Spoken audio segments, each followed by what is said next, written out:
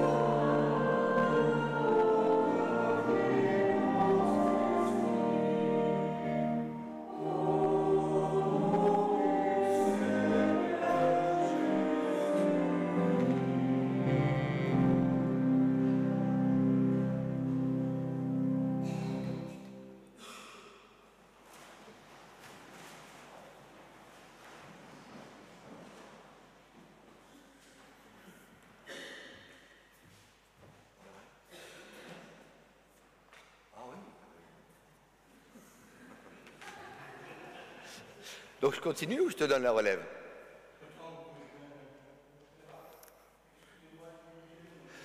Les Mulhousiennes lui ont donné des complications pour venir jusqu'à nous. Et vu qu'on est à la confession du péché, il est logique qu'il se confesse d'arriver en retard.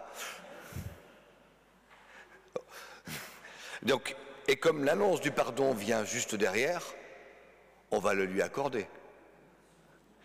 Sinon, à quoi servirait d'annoncer le pardon? En fait, j'ai tout dit, je crois, Francis.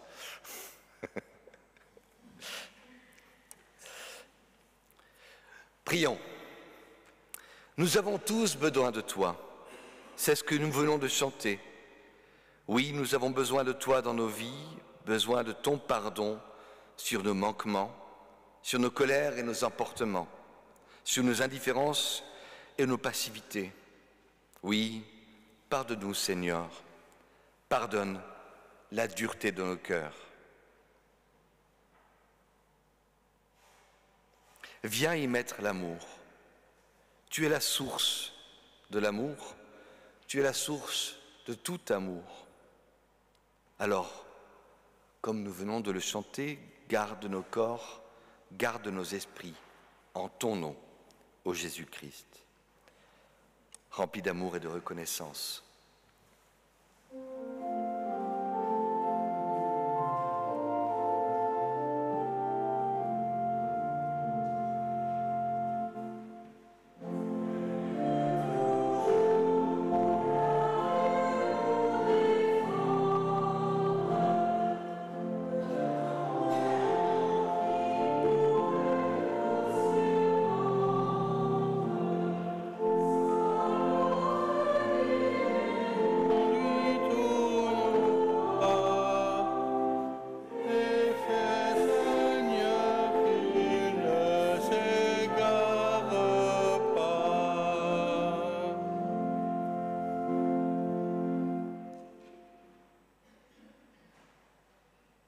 Bonjour, c'est maintenant la foi que je vous propose de confesser, en faisant vôtre le texte qui va s'afficher et en le disant tous ensemble.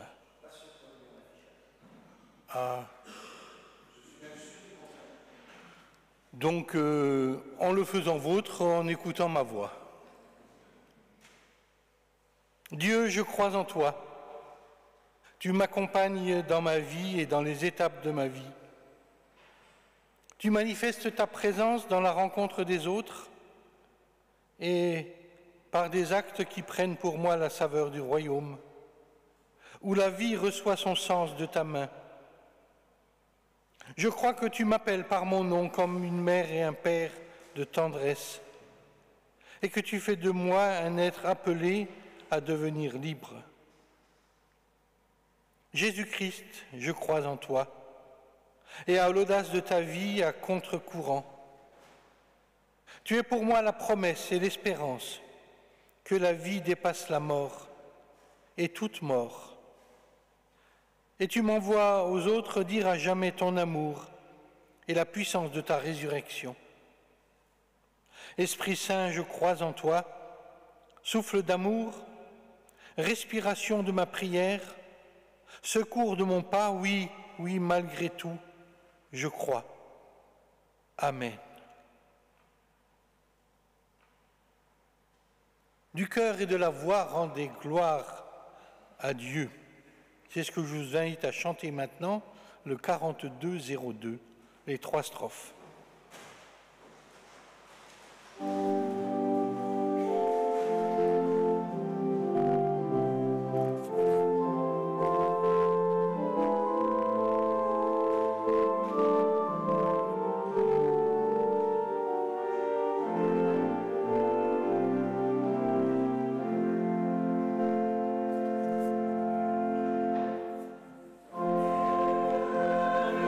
De la voix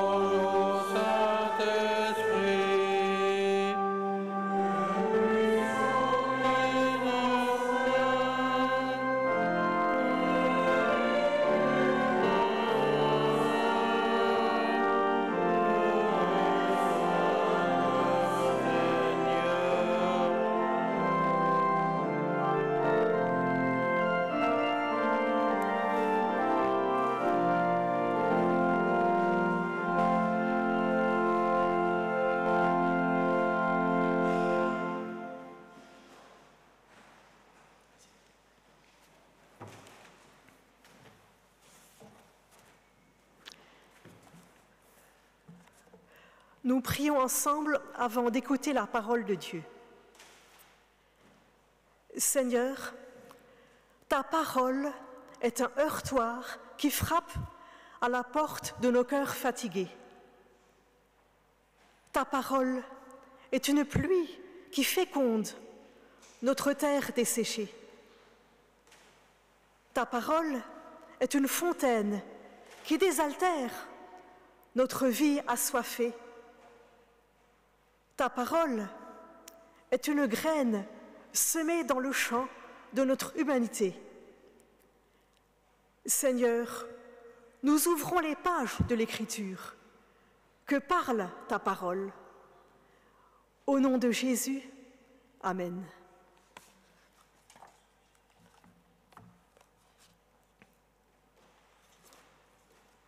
Et nous lisons ensuite dans l'Ancien Testament, dans le livre de la Genèse, chapitre 28, les versets 10 à 19. Jacob quitta Beersheba pour se rendre à Charan. Il s'installa pour la nuit, là où le coucher du soleil l'avait surpris. Il prit une pierre pour la mettre sous sa tête et se coucha en ce lieu. Il fit un rêve. Une échelle était dressée sur la terre et son sommet atteignait les cieux. Des anges de Dieu y montaient et y descendaient. Le Seigneur se tenait devant elle et disait à Jacob: « Je suis le Seigneur, le Dieu de ton grand-père Abraham et le Dieu d'Isaac. La terre où tu es couché, je la donnerai à toi et à tes descendants. Tes descendants seront aussi nombreux que les grains de poussière du sol. Vous étendrez votre territoire vers l'ouest et vers l'est, vers le nord et vers le sud. À travers toi et tous tes descendants, toutes les familles de la terre seront bénies. Je suis avec toi, je te protégerai partout où tu iras, et je te ramènerai dans ce pays. Je ne t'abandonnerai pas, je ferai tout ce que je t'ai promis. » Jacob s'éveilla et dit: « Vraiment, le Seigneur est dans ce lieu-ci. Moi, je ne le savais pas. » Il eut peur et déclara: « Comme ce lieu est redoutable, c'est vraiment la maison de Dieu et la porte des cieux. » Il se leva tôt, il prit la pierre qui avait été sous sa tête, la dressa comme une stèle et versa de l'huile en onction sur son sommet. Il appela ce lieu Béthel, ce qui veut dire maison de Dieu.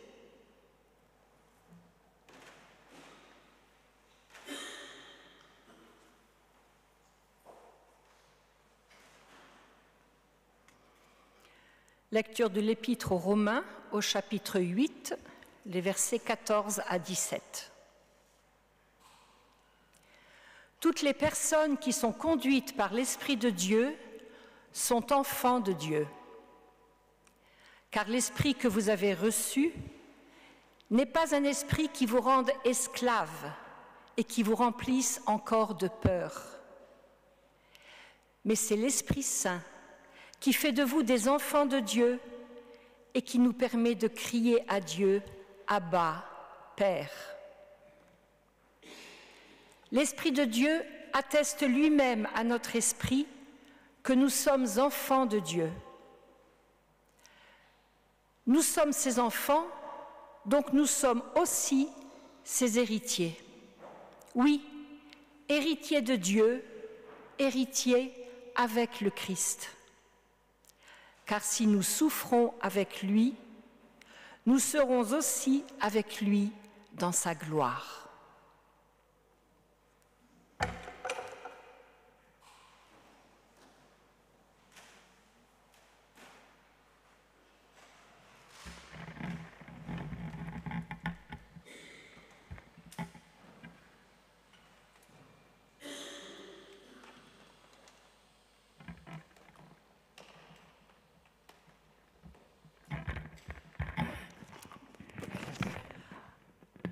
Nous lisons dans Luc au chapitre 17, les versets 11 à 19.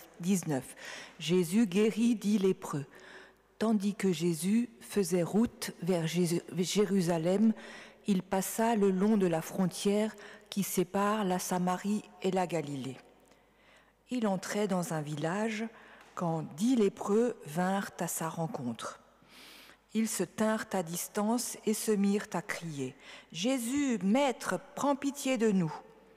Jésus les vit et leur dit « Allez vous faire examiner par les prêtres. » Pendant qu'ils y allaient, ils furent purifiés de leur lèpre. L'un d'entre eux, quand il vit qu'il était guéri, revint sur ses pas en louant Dieu à haute voix. Il se jeta aux pieds de Jésus, face contre terre, et le remercia. Or, cet homme était un Samaritain. Jésus dit alors, est-ce que les 10 autres n'ont pas été guéris? Où sont les 9 autres? Il ne s'est trouvé personne pour revenir remercier Dieu, sinon cet étranger. Puis Jésus lui dit, relève-toi et va, ta foi t'a sauvé.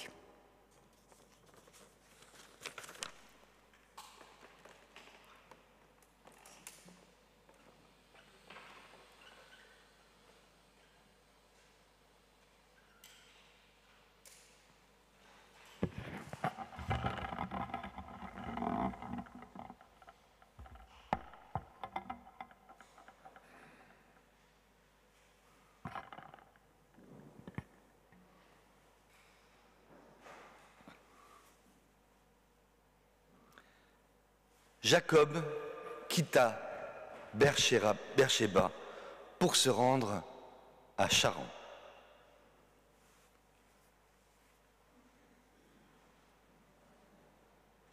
Me voilà seul sur les routes, et le chemin est long, long jusqu'en Mésopotamie. Sur le bord de l'Euphrate, là-haut, très très loin.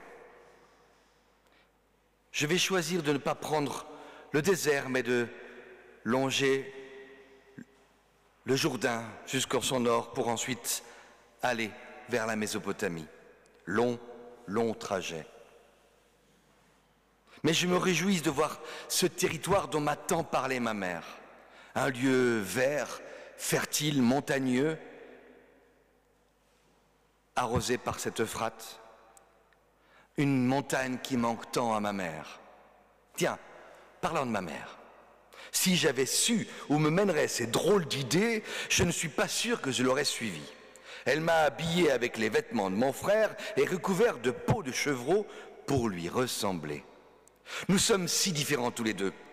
Je n'ai quasiment pas de poils sur le corps alors qu'il en est recouvert de la tête jusqu'aux pieds. Elle a cuisiné le plat préféré de mon père et je le lui ai apporté. Le plan de ma mère était que je vole la bénédiction que mon père Isaac comptait donner à mon frère Ésaü. Cette bénédiction qui est comme un testament de fin de vie, une transmission de son rôle de patriarche. J'ai toujours rêvé de dominer mon frère, même s'il est bien plus grand et plus fort que moi. Mais c'est une brute sans cervelle. Je l'ai dupé bien des fois. Il y a longtemps, je lui ai marchandé son droit d'aînesse pour devenir l'aîné à sa place. Et il s'est laissé faire, ce bêta. Pour lui, cela n'avait pas d'importance. Ses muscles lui suffisaient pour se sentir l'aîné et me dominer. Elle avait raison, ma mère. J'étais devenu l'aîné lors de ce marchandage. Cela aurait été donc un vol qu'Ésaü récupère la bénédiction de mon père qui a toujours préféré mon grand frère. C'est moi l'aîné. Cela m'a coûté un plat de lentilles tout de même. Mon père a eu bien de la peine à croire que c'était Ésaü qui venait chercher sa bénédiction. J'avais beau avoir les vêtements puants de mon frère et de la peau de chevreau sur les bras, difficile d'imiter sa voix. Mais il s'est laissé surprendre. J'ai la peine à croire qu'il ait vraiment cru au subterfuge. Mais au final, j'ai récupéré la bénédiction de mon père. Je suis le prochain patriarche de la famille maintenant. Il ne peut pas revenir sur sa bénédiction. Il ne peut pas revenir sur son serment. À propos de serment, cela m'est tout de même difficile de quitter Beersheba. Beersheba qui veut dire, ce lieu béni, le puits du serment. Donc il a fait ce serment au proche du puits du serment de mes ancêtres. Je pensais vraiment passer ma vie ici, mais suite à cette jolie arnaque, me voilà expulsé de chez moi, exilé. Patriarche sans patrie, patriarche expatrié. La route va être longue, très longue, pour aller loin de chez moi. Je suis déjà loin de Beersheba. Je n'ai pas vu le soleil se coucher, tant j'étais pris dans mes pensées. Il faut que je m'arrête là. Ce lieu me semble bien. Je devrais être en sécurité. Je vais pouvoir me reposer ici. Je reprendrai la route demain.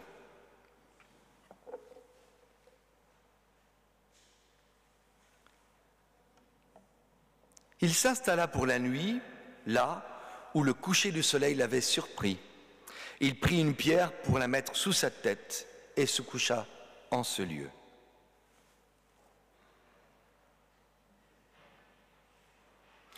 J'ai déjà connu mieux comme oreiller.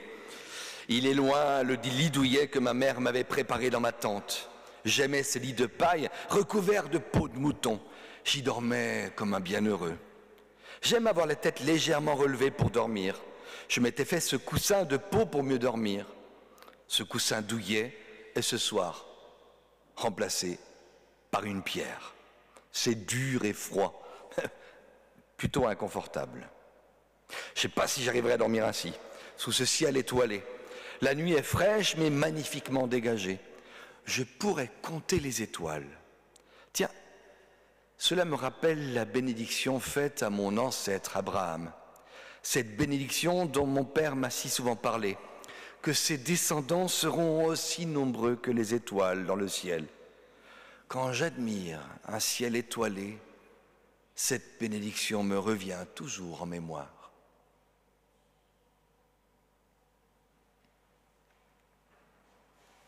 Il fit un rêve.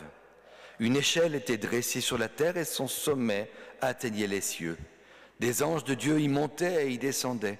Le Seigneur se tenait devant elle et disait à Jacob, « Je suis le Seigneur, le Dieu de ton grand-père Abraham et le Dieu d'Isaac. La terre où tu es couché, je la donnerai à toi et à tes descendants. Tes descendants seront aussi nombreux que les grains de poussière du sol.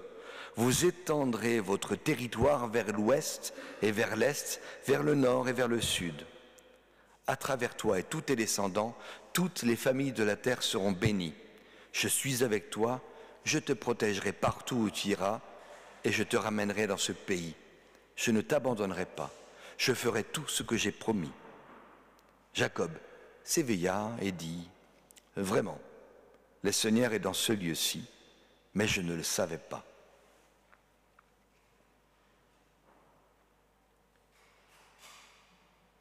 Ce rêve est une vraie folie. Impossible de distinguer le rêve du réel. Est-ce que je dors encore? Est-ce que j'étais réveillé? Quelle drôle de nuit. Cela semblait tellement réel. Je pourrais presque la toucher, cette échelle. Je la vois bien, elle était ici même, plantée au sol, jusqu'au milieu des étoiles que j'observais avant de m'endormir. Ce rêve était si fort. Cette voix dans mon rêve était si douce et à la fois puissante. Moi qui pensais justement à Abraham avant de m'endormir. Voilà que c'est son Dieu que je vois dans mon sommeil. La bénédiction qui m'a été faite cette nuit n'a pas les mêmes mots que ceux de mon père, mais c'est comme s'il venait les confirmer. J'ai encore les mots de mon père en mémoire. Que Dieu te donne la rosée qui tombe des cieux, les riches produits de la terre, du blé et du vin en abondance. Que tes populations entières soient à ton service, que des peuples se prosternent devant toi. Sois le maître de tes frères, qu'ils s'inclinent devant toi. Maudit soit celui qui te maudira, béni soit celui qui te bénira. J'avais trouvé ces mots tellement beaux quand je les ai reçus de la bouche de mon père. Et ce rêve vient m'apporter comme une forme de confirmation, comme si Dieu lui-même venait appuyer les mots de mon père. pour me dire que la bénédiction que j'ai volée à mon frère m'est bel et bien donnée. Elle m'était destinée. Dieu vient me confirmer que je serai bien le successeur d'Isaac et d'Abraham, qu'il m'accompagnera toute ma vie et au-delà. Moi qui suis un roublard. Comme dit souvent Ésaü, mon frère, je porte bien mon nom. Jacob, ça veut dire celui qui dupe. Mais nul ne peut duper Dieu. Dieu n'est pas dupe. Ce n'est pas à cause de ma duperie qu'il m'a choisi. Mais alors, serait-ce pour qui je suis? Qui je suis peut-être appelé à devenir? J'ai toujours senti que j'étais appelé à de grandes choses, mais j'ai toujours voulu tout de suite, maintenant, ici. Ce n'était pas de la duperie pour moi, mais un moyen d'avoir ce qui me semblait m'être dû, ce qui me semblait m'être promis, ce qui me revient. Mais incapable d'attendre, je me mets constamment dans des situations difficiles, comme aujourd'hui où je suis condamné à l'exil. Un jour, il faudra peut-être que je calme et que je prenne patience. Donc, je veux croire que c'est bien de la part de Dieu, du Dieu de mes ancêtres, que j'ai reçu cette bénédiction. Je veux croire que cette échelle symbolise ce Dieu qui s'approche de moi pour me réconforter dans mon malheur. Je veux croire en ce Dieu de mes ancêtres. Je veux croire en lui et le faire mien. Oula, tout cela me bouleverse profondément. Pourquoi moi? Pourquoi ici?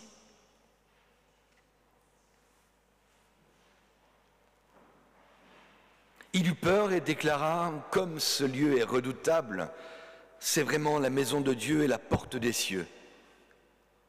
Il se leva tôt, il prit la pierre qui avait été sous sa tête, la dressa comme une stèle et versa de l'huile en onction sur son sommet.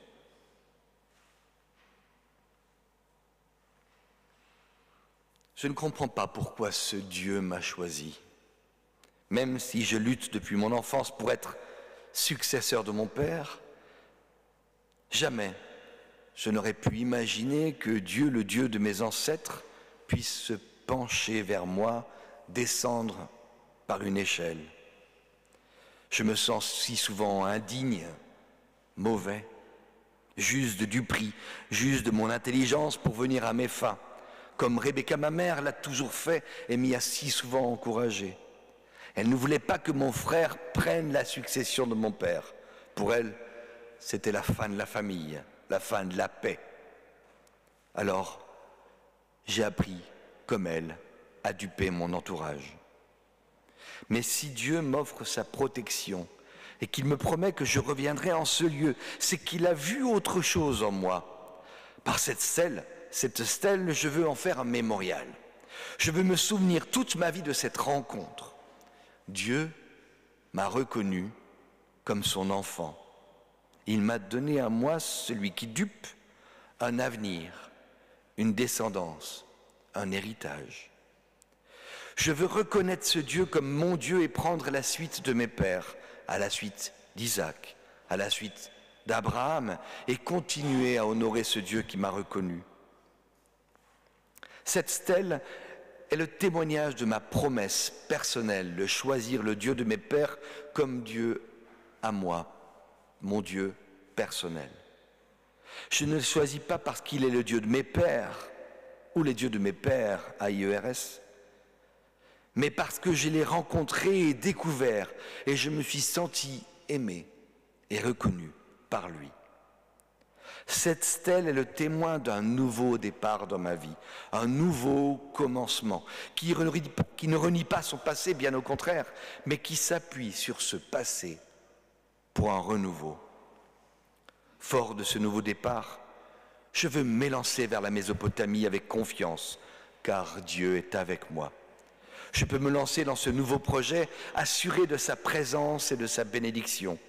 Mes erreurs d'hier, mes mauvaises décisions, je les laisse ici, sur cette stèle. Je les dépose là pour un nouveau départ, un nouveau projet, une nouvelle vie. Ce lieu me rappellera toujours que Dieu me protège, que Dieu me soutient, que je peux avancer sans crainte. Il est avec moi partout où j'irai. Nouveau départ, avec Dieu comme soutien. Il appela ce lieu Bethel, ce qui veut dire maison de Dieu.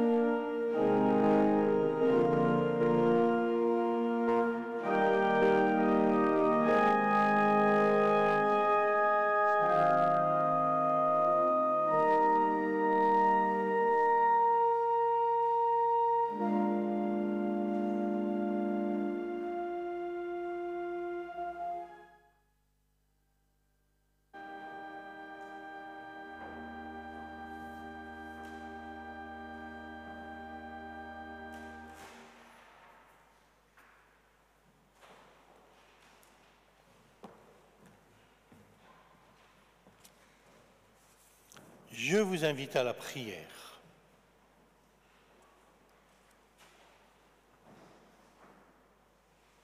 Seigneur, comment te dire nos désirs? La rentrée de septembre a vite fait de remettre en mémoire, si jamais on avait pu oublier, les défis de ce monde qu'il faut relever. Tu nous as confié la terre à faire fructifier pour les besoins de tous. Tu nous as confiés les uns aux autres. Tu nous as fait connaître ta volonté de nous voir vivre en sœurs et frères. Tu nous sollicites pour divers engagements dans l'Église, dans la société, pour la paix et la justice. Seigneur, rappelle-nous sans cesse qu'il nous faut ouvrir nos cœurs, nos mains, pour prendre notre part, des tâches concrètes là où nous vivons, avec les petits et grands moyens que nous avons. Tu as aimé cette terre, dit le psaume 84, que nous puissions le dire en nous-mêmes et en vérité, et le manifester avec le courage nécessaire parfois. Seigneur, comme Jacob, aide-nous à repartir d'un bon pied. C'est peut-être la reprise d'un emploi du temps bien connu. C'est peut-être aussi une entrée dans la nouveauté. Comme Jacob, à telle ou telle étape de la vie, une autre réalité est là. Il nous faut accepter des situations totalement imprévues, ou comme Jacob, prendre des décisions qui engagent l'avenir. Risquer, oser, peser le pour et le contre. Comme Jacob, se soumettre aussi parfois. Seigneur, nous levons les yeux vers toi. Tu nous as créés libres, de cette liberté qui construit et fait grandir. Apprends-nous à en user, comme Jacob, avec confiance, courage, espérance. C'est dans cette espérance que nous nous adressons à toi pour te dire toutes et tous ensemble, comme tes enfants, notre Père qui es aux cieux, que ton nom soit sanctifié, que ton règne vienne, que ta volonté soit faite sur la terre comme au ciel. Donne-nous aujourd'hui notre pain de ce jour. Pardonne-nous nos offenses, comme nous pardonnons aussi à ceux qui nous ont offensés. Ne nous laisse pas entrer en tentation, mais délivre-nous du mal, car c'est à toi qu'appartiennent le règne, la puissance et la gloire, pour les siècles des siècles. Amen.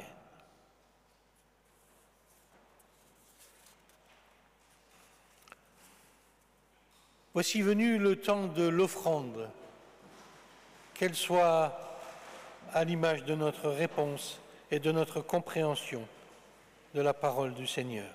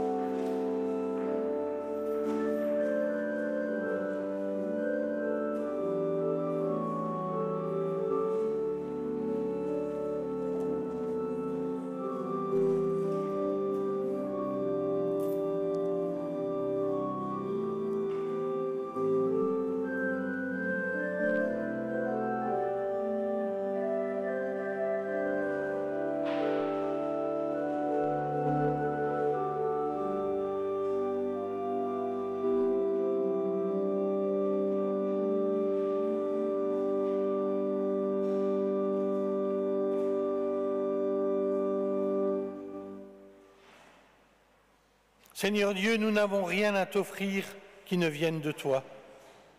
Accepte cependant cette offrande et apprends-nous à en user selon ta volonté. Veuille te servir toi-même de ces dons pour la joie de ton Église et pour le salut de tous. Sois béni pour les siècles des siècles. Amen.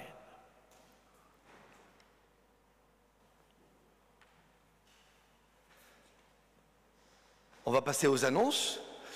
Elles sont chargées. Et justement, j'ai été chercher à Adidja parce que j'ai découvert, d'un seul coup, j'en ai oublié une. J'ai oublié un petit flyer. Donc, déjà, ce feuillet, j'ai vu qu'il n'y en avait plus beaucoup, je vais me réjouir d'en réimprimer. C'est un feuillet qui présente les activités dans leur globalité, dans leur généralité pour l'année, avec tout ce qu'il vous faut pour savoir ce qui se déroule dans notre paroisse dynamique mulhousienne. Il y a des choses qui vont être complétées parce qu'il y a des nouvelles idées qui sont arrivées que Adidja va nous présenter tout à l'heure. On peut avancer. Le culte, semaine prochaine, 28 septembre, ici même, 5 octobre aussi, et le 12 octobre, nous aurons 2 cultes. Un culte à Dornac dans le cadre des élections et le culte ici même en parallèle.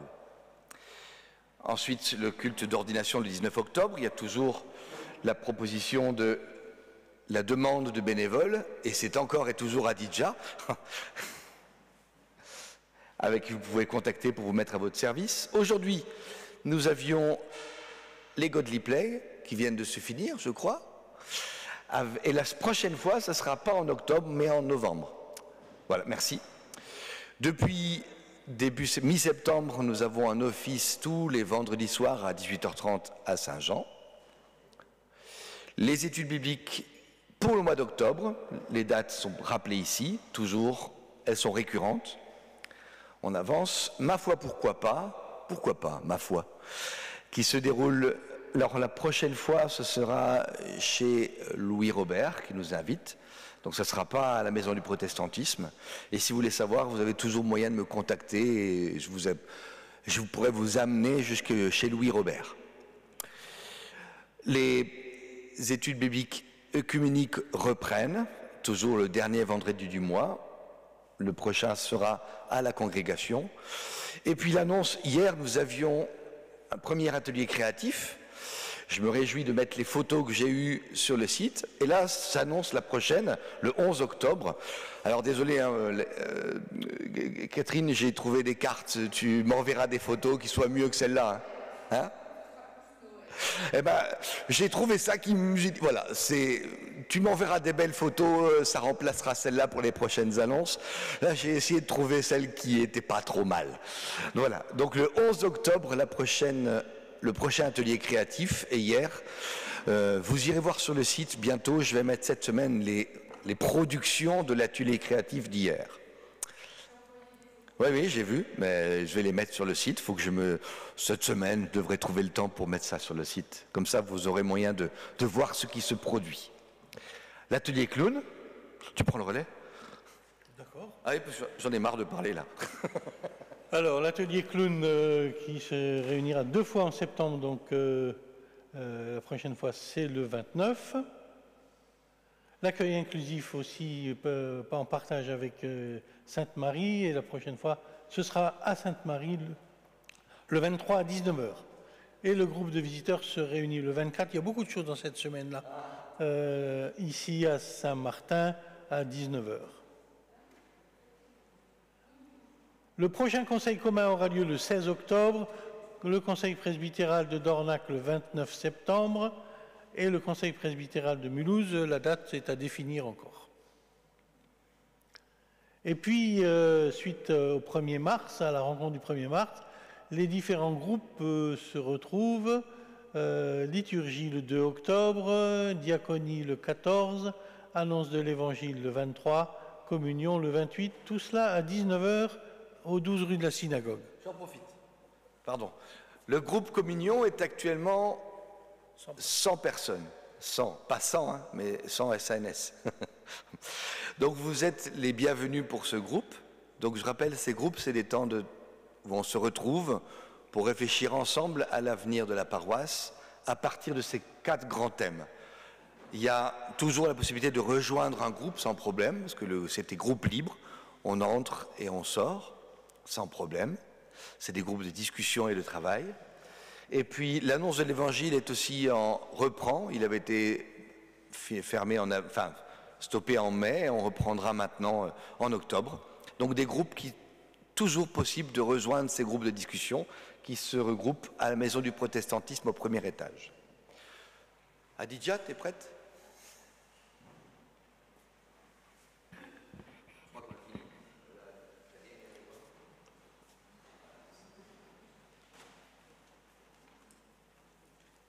Bonjour tout le monde. Alors dans le cadre du groupe Diaconie, on a décidé de reprendre une action vers les étudiants. Donc on va proposer une fois par mois un apéritif échange avec les étudiants à Terre Nouvelle. Et régulièrement on proposera des paniers aux étudiants. Donc, on a besoin de vous pour ces paniers. La première distribution, donc la première rencontre va avoir lieu le 3 octobre et la première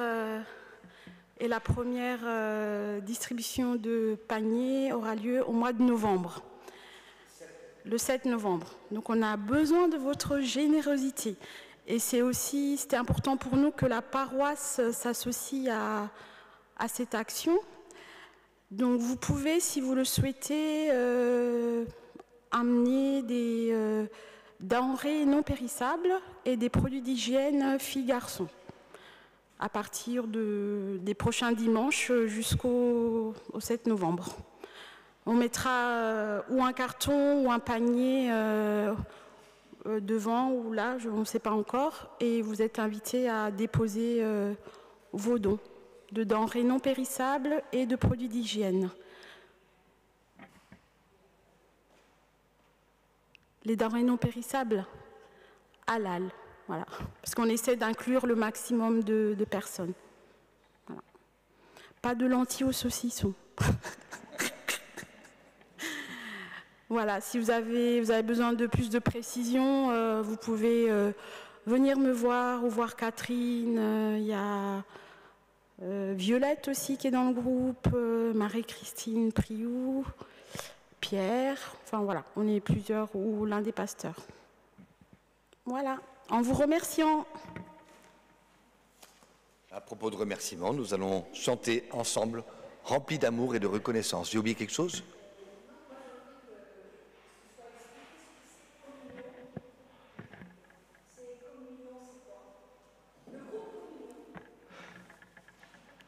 Alors, lors du 1er mars, nous avions essayé de travailler sur des thèmes distincts et qui partent de ce qu'on appellera les fonctions de l'Église. Et en résumé, ces 4 fonctions de l'Église sont résumées derrière 4 grands titres qui s'appellent liturgie. Liturgie, c'est toutes les manifestations qui ont lieu dans le cadre d'une Église, comme un culte, les offices, je dirais même une partie des études bibliques, enfin tout ce qui est autour de la réflexion où on croit ensemble en nous mettant à l'écoute des Écritures. La diaconie, c'est se mettre au service de l'autre. C'est quand l'Église n'est plus repliée sur elle-même, mais elle se tourne vers l'extérieur. Quand elle se met au service du nécessiteux comme de l'autre, de chacun. C'est ce qu'on appelle le terme diaconie, englobe toute cette notion de service. La notion d'annonce de l'Évangile, c'est comment l'Église, qu'elle soit ou la communauté ou la paroisse, qu'elle soit quoi qu'elle produise, quoi qu'elle fasse, comment elle peut annoncer l'Évangile et produire une annonce pour que l'Évangile soit proclamé, annoncé et révélé. Donc c'est à partir des choses déjà existantes, ou même peut-être imaginer des choses nouvelles, comment nous pouvons faire notre œuvre d'annonce de l'Évangile. Et le dernier, la communion, c'est davantage comment communier ensemble, c'est-à-dire la vie communautaire, comment travailler sur notre vie communautaire. Des exemples de la communion, c'est ce temps que nous avons à la fin, par exemple de chacun de nos cultes, comment nous pouvons enrichir la connaissance les uns que nous avons des autres, les uns et les autres, et faire de nous une communion, une communauté des frères et des sœurs. C'est comment travailler pour être toujours plus proches les uns des autres. Voilà. Ça va bien ? Avec plaisir. Eh bien, nous pouvons chanter maintenant. Oh non, encore, Jean-Jacques?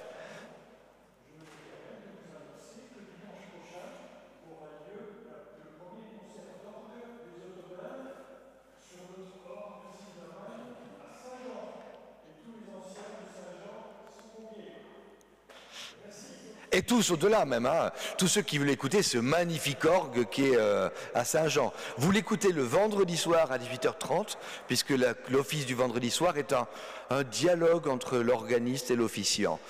Et vous aurez le même, donc vendredi prochain, ça sera Olivier derrière l'orgue, et au concert, je ne sais plus qui est l'organiste. Je crois bien que c'est marqué sur les petits flyers. Donc venez dimanche prochain, 28, écouter avec attention cet orgue magnifique, rempli d'amour et de reconnaissance.